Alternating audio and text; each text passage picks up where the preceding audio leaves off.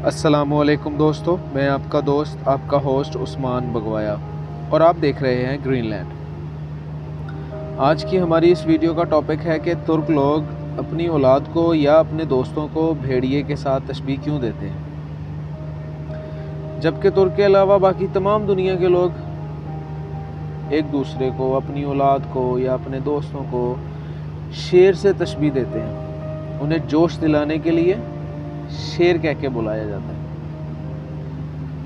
ان دلچسپ حقائق کی طرف بڑھنے سے پہلے ہمارے چینل کو سبسکرائب کیجئے اور نوٹیفیکیشن کے لیے بیل آئیکن پر بھی کلک کیجئے۔ دوستو، آج کل ایک ترک ڈرامہ چل رہا ہے ارطغرل، جو کہ شہرت کی تمام بلندیوں کو چھو چکا ہے۔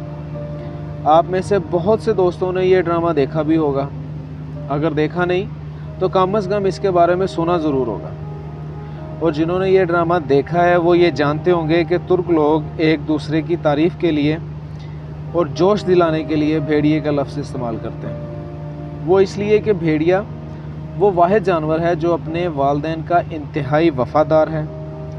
یہ بڑھاپے میں اپنے والدین کی خدمت کرتا ہے۔ یہ ایک غیرت مند جانور ہے۔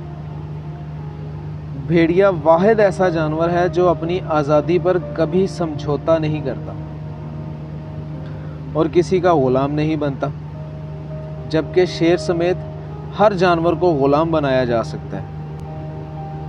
بھیڑیا اپنا حق کبھی نہیں چھوڑتا، اپنا حق حاصل کرنے کے لیے ہر حد تک جا سکتا ہے، چاہے وہ حد اس کی موت ہی کیوں نہ ہو۔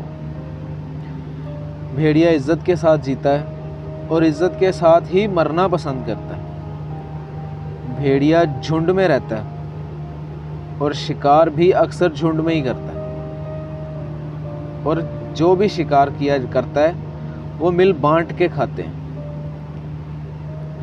بھیڑیا کبھی مردار نہیں کھاتا، اور یہی جنگل کے بادشاہ کا طریقہ ہے۔ اور نہ ہی بھیڑیا محرم مونس یعنی کہ والدہ، بہن، ان پر بری نگاہ رکھتا ہے۔